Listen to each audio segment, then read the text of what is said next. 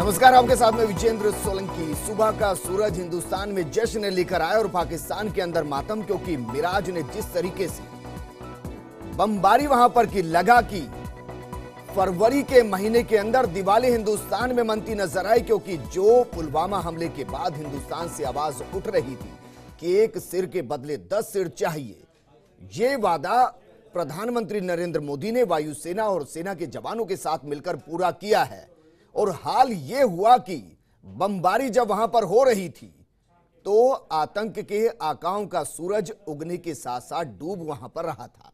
लेकिन अब जानकारी ये, खबरें ये कि अब पाकिस्तान उन सबूतों को मिटाने की कोशिश कर रहा है। विदेशी मीडिया को वहां पर बुलाकर यह दिखाने की कोशिश कर रहा है कि यहां पर कोई हमला हिंदुस्तान की तरफ से नहीं किया गया। जो 12 मिराज के जरिए अटैक वहां पर किया गया था वो यहां पर नहीं किया गया, यानी कि थप्पड़ खाने के बाद बर्फ गाल पर रगड़कर यह दिखाने की कोशिश कर रहा है कि गाल लाल नहीं हुआ है। लेकिन क्या हिंदुस्तान यही करता है? हमारे साथ लगातार बने हुए हैं retired wing commander Sukhvir Dhankhar ji, retired rear admiral Pratap Singh बाईजी और retired brigadier RK Malhotra ji. Sukhvir Dhankhar ji, आपके साथ में इस चर्चा को आगे बढ़ाना चाहूंगा। सर, जो जानकारी अभी मिल रही है वो जो गाल पर थप्पड़ लगा है उस पर बर्फ लगाकर बाकी मीडिया को दिखाना चाह रहा है कि ये देखिए गाल पर कोई निशान नहीं, कोई हमला यहां पर नहीं किया गया। देखिए, पाकिस्तान ने ये कभी नहीं सोचा था कि भारत इस तरह से रिटेलिएट करेगा, और वो भी 12 दिन के अंदर अंदर। भारत ने ना तो कोयले को ठंडा होने दिया और ना ही लोगों की सोच कम होने दी, और जी ठीक समय चुन के अपने टारगेट संभल के इस अटैक को जमा दिया है। से एक और भारत ने दर्शा दिया है पाकिस्तान को कि हम आपकी न्यूक्लियर ब्लैकमेल में नहीं आएंगे जी, ना ही हम आपकी बंदर भभकी से डरेंगे कि अगर ये कर दिया तो कहीं न्यूक्लियर अटैक नहीं हो। लेकिन सर, इस हमले ने पाकिस्तान को बेनकाब तो कर दिया है, क्योंकि उनकी बाकायदा संसद के अंदर शेम शेम के नारे लगते हैं। यानी कि उन्होंने ये तो मान लिया कि हिंदुस्तान ने अटैक किया, उन्होंने ये भी मान लिया कि जो वहां के हुक्मरान हैं वो इनको पीछे से सपोर्ट करते हैं, जबकि इधर से सीधा एक संदेश कि ये हमला पाकिस्तान के खिलाफ नहीं बल्कि आतंकवाद के खिलाफ था, और अब सबूत मिटाने की कोशिश। पाकिस्तान तो बेनकाब हो रहा है। सर देखिए, आपको याद होगा पाकिस्तान ने फर्स्ट सर्जिकल स्ट्राइक पे भी यही किया था जी। They took 4-5 days to even accept कि कोई सर्जिकल स्ट्राइक हुई है, तो ये तो उनको करना ही था जी। और पाकिस्तान की संसद में जो नारे लगे हैं और जो रिएक्शन हुआ है वो state of shock they are in जी। वो उन्होंने कभी इसकी उम्मीद नहीं की थी कि भारत इतनी जल्दी इस तरह से रिएक्ट करेगा। लेकिन इसको मैं ये भी समझना चाहूंगा ब्रिगेडियर RK मल्होत्रा जी आपके जरिए, सर, अगर पाकिस्तान सबूतों को मिटाने की कोशिश कर रहा है, ये बताने की कोशिश कर रहा है कि हिंदुस्तान की तरफ से हमला नहीं हुआ, तो प्रतिक्रिया तो फिर देगा नहीं, यानी कि डर कर बैठ गया होगा फिर, या ये माना जाए कि वो अपनी तरफ से प्रतिक्रिया देने की कोशिश करेगा?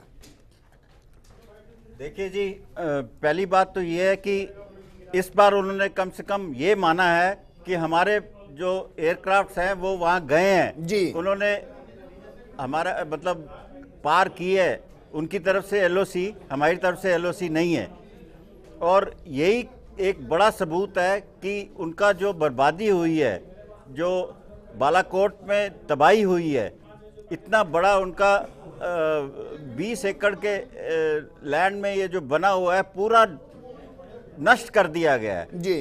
तो वो तो हर कीमत पे अपनी इमेज छुपाने के लिए वहां से यही कोशिश कर रहे हैं कि जो भी सबूत है उसको मिटाएं। बट उनके पूरे संसद में, उनके नेशन में जैसे हाहाकार हो रही है, उससे ये साफ जाहिर है कि अभी खुल चुका है उनका चिट्ठा, और हम बिल्कुल किसी कीमत पे हम उनको माफ नहीं करने वाले। इस दौरान श्रीनगर से एक जानकारी यहां पर मिल रही है सर, इस पे मैं आपसे कुछ एड ऑन यहां पर चाहूंगा कि वहां पर एक पाकिस्तानी गुब्बारा यहां पर मिला है, तो क्या वो इस तरीके से छोटी छोटी हरकतें भी कर सकता है? जी हाँ, बिल्कुल कर सकता है। उनके तो ये जो ट्रेनिंग कैंप्स, जो सबसे बड़ा ट्रेनिंग कैंप है बालाकोट में जी, वहाँ पर इस तरह की और कई दूसरी पूरी ट्रेनिंग वही होती है, और जो गाजी मारा गया था उसकी भी ट्रेनिंग वही हुई थी जी। और अभी बता रहे हैं कि कम से कम 25 कमांडर उनके वहाँ, जो 200-300 आतंकवादी मारे गए हैं उसमें कम से कम 25 इनके कमांडर हैं जी, जो उनको अभी ये छुपाना है सारी दुनिया से, इसलिए वो सबूत मिटाने की हर गिज कोशिश करेंगे।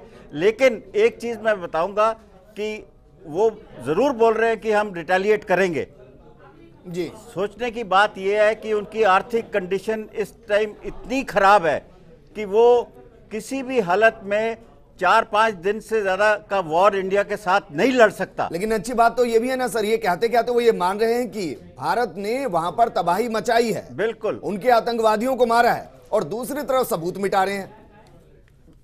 भाई ठीक है, रेयर एडमिरल प्रताप सिंह भाई जी, सर मैं आपसे जानना चाहूंगा कि किस तरीके से अगर पाकिस्तान जल, थल और वायु में बाकायदा देख लिया कि हमारे 12 मिराज उधर घुसे, हमला किया और उधर से कोई प्रतिक्रिया दिखाई नहीं दी, और प्रतिक्रिया देते उससे पहले हमारे मिराज वापस हिंदुस्तान वापस आ चुके थे हमला करके, तबाही करके। बॉर्डर पर जिस तरीके से हम हमला करते हैं, वो जिस तरीके से रिएक्ट करते हैं, आते हैं, घुसते हैं, मरते हैं, वापस चले जाते हैं आतंकवादी। सर नेवी के लिए क्या आपको लगता है कि एक चुनौती बड़ी रहती है? नेवी एक मल्टीफेसेटेड फोर्स है जी, और इसमें हमें सरफेस, सब सरफेस, एयर, डाइविंग है, क्लैंडस्टाइन ऑपरेशंस हैं। तो naval forces comprise of a large number of wearing arms. तो हमारे पास कई ऑप्शंस हैं जी। अगर हमें ऐसा कोई स्ट्राइक करना हो तो ये हमारे कैपेबिलिटी के अंदर है। और एज़ फार एज पाकिस्तान और इंडियन नेवी की कंपैरिजन अगर आप करें तो हम बहुत हद तक उनसे सुपीरियर हैं, हर तरह में सुपीरियर हैं। लेकिन आपको लगता है कि पानी के रास्ते वो आतंक फैलाने की कोशिश अब कर सकता है, क्योंकि हवा में मार गिराया गया, हवा के जरिए मार गिराया गया, बॉर्डर पर लगातार मरते रहते हैं जब वो जम्मू कश्मीर में आते हैं या फिर राजस्थान के बॉर्डर को क्रॉस करते हैं, पानी का रास्ता अख्तियार हो सकता है? देखिए, पानी का रास्ता एक तो क्लैंडस्टाइन ऑपरेशंस के लिए, जैसे ताजमहल होटल के लिए किया था जी, इन्फिल्ट्रेटर्स आए थे पानी की जगह से, तो वो तो एक है ही है, पर ब्रॉडली वो फिर भी एक टेररिस्ट एक्टिविटी है। Sea has been used as a means of communication, it's not a real naval operations नहीं है, तो वो तो हमेशा ही रहेगा। एक और है कि एट सी जो मैरीटाइम एसेट्स हैं, हमारी ऑयल रिग्स हैं, उन सब पे भी हमें ख्याल रखना पड़ता है और रखते हैं कि वो भी हैं प्रोन टू अटैक। तो उनके लिए हमारे सब प्रबंध बने किए हुए हैं। कोस्ट गार्ड और इंडियन नेवी साथ में हर समय ये अवेयर हैं कि ये वैल्यूएबल एसेट्स हैं और इनका प्रोटेक्शन करना हर समय जरूरी है। जी ठीक है सर। सुखबीर धनखड़ जी, आपने सर सीधी टक्कर भी यहां पर देखी है, जब जंग हुई आप उसका हिस्सा रहे, आपने देखा कि पाकिस्तान किस तरीके से रणनीति बनाकर चोरी छुपे या पीठ में छुरा घोंपने की वो कोशिश करता है, लेकिन जो पाकिस्तान गधों को बेचकर अर्थव्यवस्था चलाता है, सर वो क्या इस हमले के बाद प्रतिक्रिया देने की कोशिश यहां पर करेगा? आपको लगता है ऐसा? मेरे विचार में बिल्कुल नहीं। पाकिस्तान की माली हालत इतनी कमज़ोर है कि वो लिटरली कटोरा लेके दुनिया में घूम रहा है पैसे लेने के लिए। जी, चाइना उनका मेन सपोर्टर रहा है। अभी सऊदी अरेबिया से उनको हमेशा से ही फाइनेंशियल एड मिलती रही है जी लेकिन उसके बावजूद पाकिस्तान का डिफेंस एक्सपेंडिचर इतना हैवी है, it is totally unproportionate to Pakistan income. जी तो अगर ये करेगा तो it will be like committing suicide. लेकिन आपको लगता है सर वो रणनीति बना चुका है कि अब प्रतिक्रिया नहीं देनी, क्योंकि अगर प्रतिक्रिया देनी होती तो फिर वो ये मानता कि वहां पर हमला किया गया है, 12 मिराज के जरिए आतंकी अड्डों को तबाह किया गया। वो तो उल्टा कर रहा है सर, जो खबर मिल रही है उसके मुताबिक वो उस जगहों को सही करने की कोशिश कर रहा है ताकि इंटरनेशनल मीडिया के जरिए बताया जा सके कि ऐसा कुछ नहीं हुआ है। देखिए, वो अगर ये कह रहा है कि ये नहीं हुआ है तो हमें आराम से सोना नहीं चाहिए। जी we have to be on the watch, you never know. लेकिन हालात को देख के ये नहीं लगता कि पाकिस्तान ऐसा कोई एडवेंचरस स्टेप लेगा जी कि ऑल आउट वॉर इंडिया के अगेंस्ट कर दे, क्योंकि ऑल आउट वॉर में there is only one loser and that is Pakistan. जी अच्छा, मैं सर इस स्ट्राइक के बारे में भी यहां पर जानना चाहूंगा कि 12 मिराज उड़ते हैं, वो वहां पर हमला करते हैं, आतंकियों के अड्डों को नस्ते नाबूद करते हैं और वापस पहुंच जाते हैं। तो ये तो मान लिया जाए सर कि पाकिस्तान का रडार सिस्टम चाइनीज रडार पर टिका हुआ और चाइनीज माल ज्यादा टिकता नहीं और ज्यादा बिकता नहीं है, इसलिए वो कैच नहीं कर पाया, ये फिर मिराज की खूबी रही? नहीं, इसमें दो चीजें हैं। एक तो जो टेरेन में ये ऑपरेशन हुआ है, हिली टेरेन में, उसमें रेडार इज वेरी इनइफेक्टिव जी, specially at low levels below 4 to 5,000 feet. Radar में एयरक्राफ्ट की इमेज नहीं आएगी। तो एक तो ये है। दूसरे, आप कह रहे हैं सर 5,000 फीट से अगर नीचे मिराज मूव कर रहा है तो फिर उस रडार में कैप्चर नहीं होगा, या 5,000 से ऊपर? Almost 5,000 is slightly on the plus side, लेकिन ओके 3,000 तक तो बिल्कुल ही नहीं देख। मैं अपने खुद के एक्सपीरियंस से बतला रहा हूँ जी। 71 वॉर में हम जब बॉम्बिंग रेड्स के लिए जाया करते तो आमतौर पे ये टेंडेंसी हुआ करती कि भाई 1,000 से ऊपर मत जाओ, लेकिन हमें ऑफिशियल ब्रीफिंग में हमारे कमांडर्स ने ये बतलाया था कि आप आराम से 2,000 फुट तक जा सकते हो। 2,000 फुट के तक आपको रेडार नहीं पिकअप करेगा, उसमें ग्राउंड क्लटर इतना ज़्यादा हो जाता है तो रेडार इन्फेक्ट हो जाता है। और हम यही किया करते, 1,000-1,500 फुट पे हम जाया करते और हमारा बाई एंटी एयरक्राफ्ट गन, जी कोई भी एयरक्राफ्ट, मैं बात कर रहा हूँ बॉम्बर्स की, जो रात को हम रेड के लिए जाया करते हैं। जी डे टाइम में तो काफ़ी एयरक्राफ्ट हुए थे, we lost number of aircraft, लेकिन जो बॉम्बर्स फ्लीट में नाइट रेड्स में हमारा कोई एयरक्राफ्ट शॉट डाउन नहीं हुआ था। जी ठीक है सर, आपको लगता है कि आगे 1-2 और surgical strike back to back यहां पर की जा सकती है? बिल्कुल की जा सकती है। Again you have to have that element of surprise, जी और probably in case it's not in hilly region, जी may be under the control of AWACS by jamming their radars and then going for it. ठीक है। Are के मल्होत्रा जी, आपको लगता है Uri return भी हो सकता है? पार्डन? उरी जी वेल, उनकी तो कोशिश यही हो सकती है अभी, क्योंकि ऑल आउट वॉर उनके लिए घातक साबित होगा जी, इसलिए वो छद्म युद्ध करेंगे सर, हैं, छद्म युद्ध करेंगे। हाँ, इसलिए यही हमको प्रिपेयर होना है कि ऐसी स्ट्राइक से हम पूरे तैयार हों।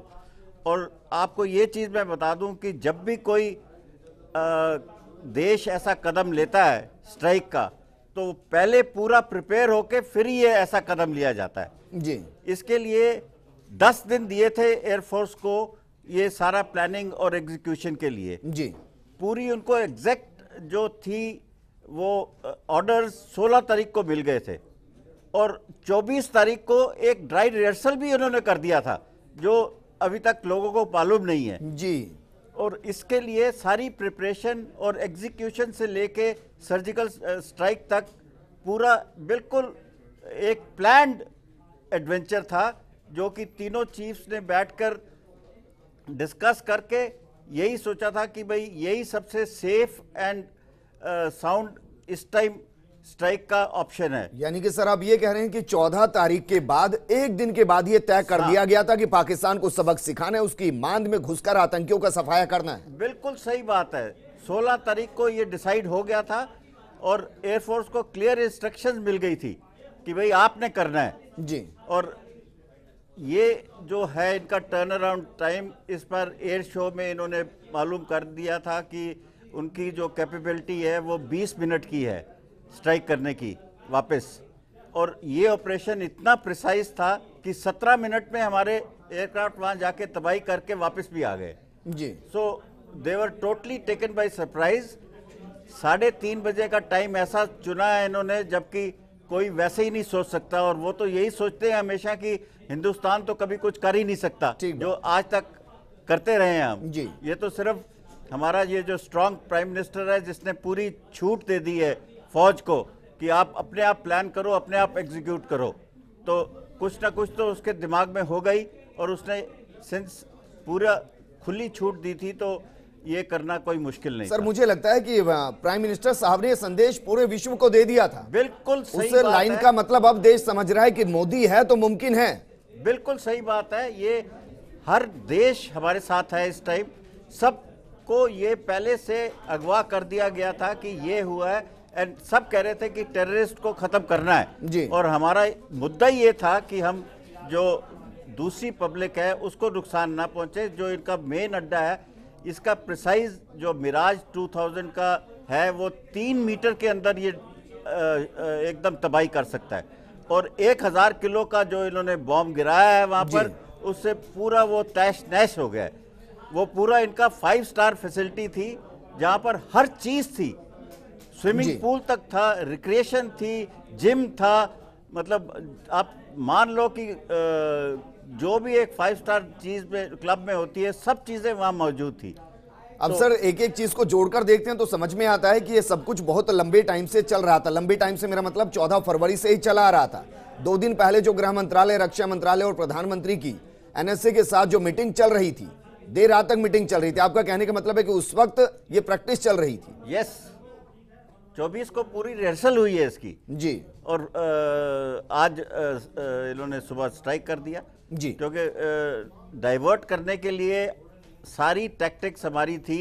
हमारी एक सबमरीन कराची के पास प्लेस कर दी गई थी ताकि वो लगे कि हम नेवल अटैक करेंगे जी। उनको कुछ क्लियर नहीं हो रहा था कि भाई कहाँ से हम वो सर्जिकल स्ट्राइक जैसे पहले किया था वही सोच रहे थे शायद हम वो करें, बट उसका इस टाइम करना घातक साबित होता बिकॉज हमारी बहुत नुकसान हो सकता था। अच्छा, पाकिस्तान को छुपाने के लिए भी तो बहुत कुछ किया होगा सर। जिस तरीके से आपने कहा कि वो सोच रहे होंगे नेवल अटैक करेंगे, हमने एयर अटैक किया उनके ऊपर, ठीक है। प्रताप सिंह भाई जी, सर आपसे मैं जानना चाहूंगा कि अब जो ये सिचुएशन है इसमें तो कोई किंतु परंतु नहीं कि पाकिस्तान जब भी हिंदुस्तान की तरफ आंख उठाकर देखेगा उसको मुंहतोड़ जवाब दिया जाएगा, उसके गाल पर तमाचा उतनी ही जोर से मारा जाएगा जितनी जोर से वो देखने की कोशिश यहां पर करेगा। लेकिन नेवी में आपको लगता है कि 14 फरवरी के बाद सुरक्षा को लेकर बड़े बदलाव आपको दिखाई दिए हों?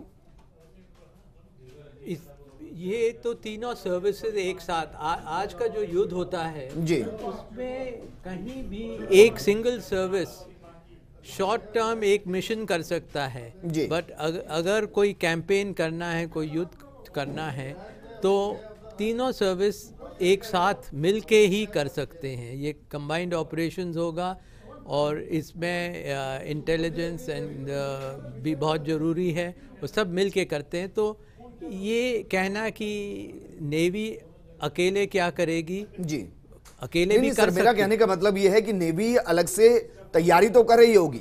ये जब सर्जिकल स्ट्राइक की गई, एयर स्ट्राइक की गई, उस दौरान ये तो तय हुआ होगा कि तीनों ही फोर्सेस जो हैं वो अपना अपना मोर्चा संभाले। अगर पाकिस्तान थोड़ा भी रिएक्ट करे तो मुंहतोड़ जवाब इसके बाद भी उसको दिया जाए। इसमें कोई डाउट नहीं है, ये तो होगा।